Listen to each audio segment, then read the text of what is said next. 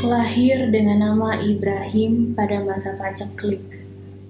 Tepat ketika bundanya melahirkannya, seorang lelaki tua misterius mendatangi ayahnya, Sultan Rasyad, dan berkata bahwa kelak putranya akan membawa perubahan besar di dunia. Pada usia yang masih muda, gelar Datuk Pamuncak atau pemimpin adat telah disandangnya. Tapi gairahnya yang besar akan pengetahuan mendorongnya berlayar ke Nederland.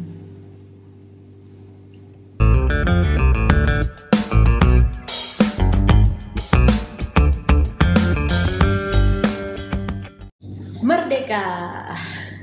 Halo para pecinta buku semua di rumah. Kembali bersama saya Ari. Edisi kali ini tuh spesial banget guys.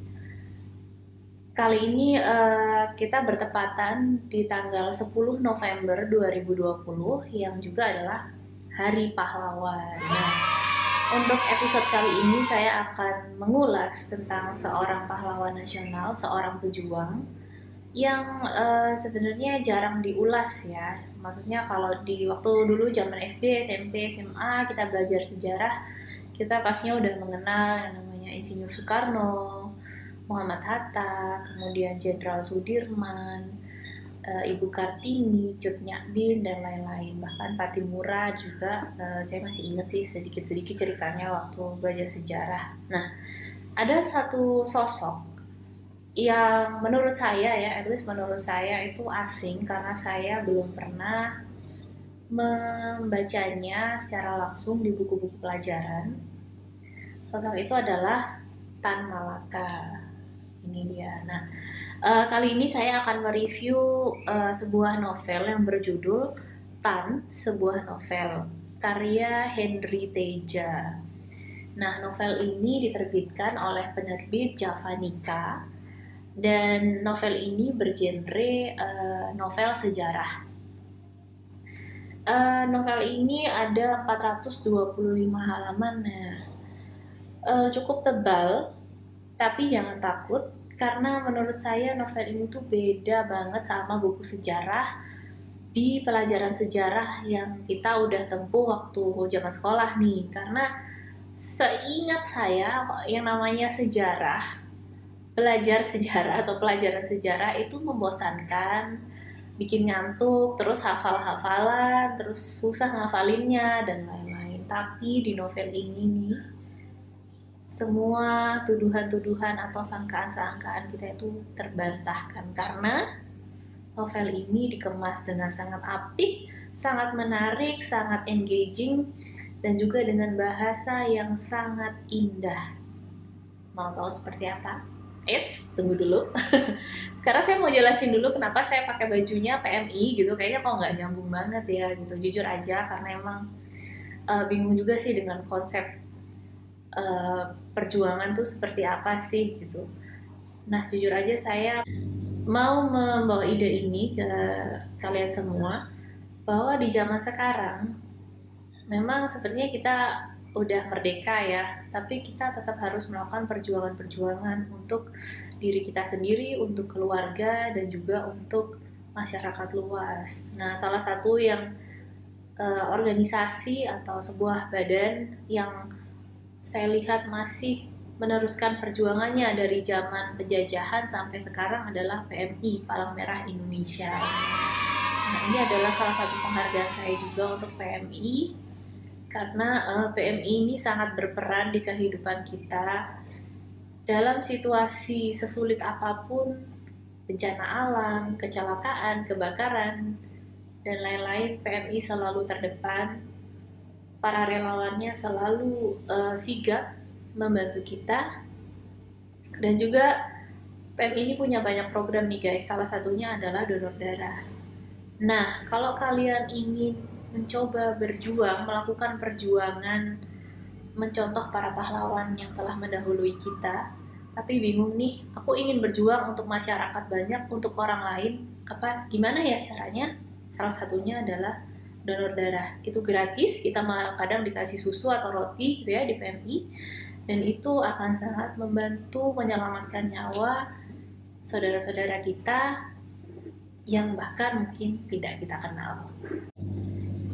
Oke, kali ini kita bahas sekilas tentang penulisnya ya. Penulisnya adalah Henry Teja. Henry Teja ini adalah putra Pariaman, Sumatera Barat, tapi beliau ini lahir di DKI Jakarta pada tanggal 28 April 1983. Beliau ini telah gandrung menulis sejak berseragam merah putih alias SD. Hebat banget kan ya. Nah, awalnya beliau ini menulis karya-karya berbentuk puisi, lalu cerpen, esai, artikel, dan akhirnya jadilah sebuah novel. Beberapa novel sih ya. Nah, belakangan tulisannya lebih terfokus kepada isu-isu perburuhan. Nah, ini menarik banget ya teman-teman. Mungkin nanti setelah nonton ini teman-teman bisa search di Google tulisan-tulisannya Henry Teja ini apa aja sih gitu. Sepertinya menarik dan sangat-sangat edukatif banget.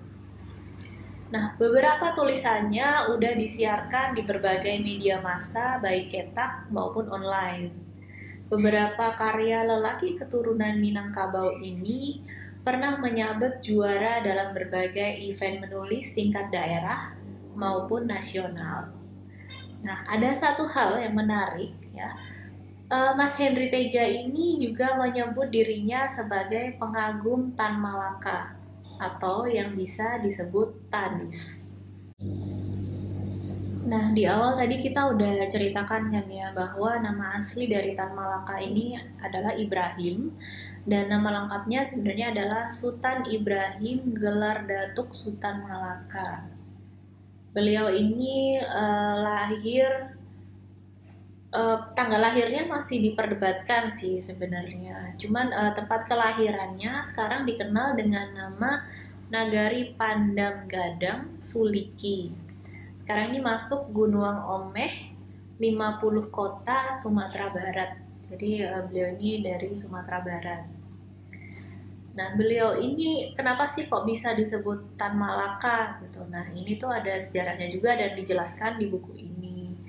Jadi di situ diceritakan bahwa Tan Malaka ini sedari lahir itu sudah diberikan gelar sebagai Datuk Pamuncak, yaitu beliau ini sudah diberikan tanggung jawab sebagai pemimpin adat kelak jika dewasa gitu.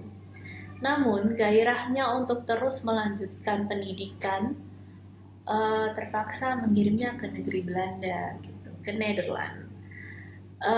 Beliau meninggalkan gelar Datuk Pamuncak yang sudah diberikan kepadanya dan memilih untuk belajar di Belanda. Tercampak dari tanah adat adalah konsekuensi yang harus ditanggungnya. Di negeri penjajah, ia hidup fakir dan mengalami diskriminasi rasial karena kulit coklatnya. Ya, zaman dulu mungkin yang namanya diskriminasi rasial tuh masih sangat kental. Bahkan sampai zaman sekarang pun juga diskriminasi rasial melalui warna kulit, warna rambut, warna mata, dan lain sebagainya itu masih terjadi di mana-mana, di semua negara sih kayaknya ya. Nah, semangat revolusioner yang membakar Eropa, jadi waktu itu pada saat beliau itu mengenyam pendidikan di kota-kota di Belanda, itu waktu itu juga lagi ada pergerakan dari anak-anak muda Eropa yang sedang memulai revolusi Eropa waktu itu. Nah, kemudian karena ikut terbakar semangat dari teman-temannya para pemuda di Eropa, lalu ini mengubahnya menjadi seorang pejuang kemerdekaan. Beliau di sana ketemu dengan seorang wanita bernama Fanny van Schneider, perempuan kulit putih yang ia cintai. Lalu bersama Fanny, ia mulai melawan penjajahan melalui tulisan. Nah, melalui tulisan-tulisan tersebut, disitulah ia lebih dikenal dengan nama pena Tan Malaka. Jadi beliau ini selalu membubuhkan nama penanya adalah Tan Malaka gitu. Jadi bukan menyebutkan nama aslinya. Nah, dari kota-kota di Nederland, Tan lantas bergerilya ke Sumatera dan Jawa, mengobarkan semangat perlawanan terhadap kaum penjajah. Ia harus berhadapan dengan para kapitalis perkebunan, sindikat pengusaha gula, dan gubernur jenderal Hindia. Dalam kejaran polisi intelijen pemerintah kolonial, Tan bergerak di bawah tanah untuk mencegah malapetaka pertama dalam sejarah Hindia abad ke-20. Hingga akhir hayatnya, Tan Malaka dikabarkan tidak pernah menikah. Tetapi ia mengakui pernah 3 kali jatuh cinta, yaitu ketika berada di Belanda, Filipina, dan Indonesia. Di Belanda, Tan Malaka dikabarkan pernah menjalin hubungan dengan gadis Belanda bernama Fanny van Snyder yang tadi kita udah ceritakan ya teman-teman, dan juga melakukan perjuangan bersama gitu. Revolusi, melakukan perjuangan melalui tulisan bersama Fanny. Fanny ini adalah mahasiswi kedokteran yang kerap datang ke kosannya gitu. Sementara di Filipina, ia jatuh hati kepada seorang gadis bernama Carmen, putri bekas pemberontak di Filipina dan rektor Universitas Manila. Oke. Sampai lupa tadi apa sih ibu kotanya Filipina? Oke, Manila. Sedangkan saat ia masih di Indonesia, Tan pernah juga jatuh cinta kepada satu-satunya siswi perempuan di sekolahnya saat itu, yakni Syarifah Nawawi. Nah, disinyalir alasan Tan Malaka tidak menikah adalah karena perhatiannya terlalu besar untuk perjuangan kemerdekaan Indonesia. Ini perlu perlu kita hargai dengan sangat besar ya. Tan Malaka ini mengedepankan kepentingan-kepentingan negara pada saat itu daripada kepentingan pribadinya. Padahal yang namanya menikah, memiliki pasangan hidup itu adalah salah satu kebutuhan dasar manusia gitu ya.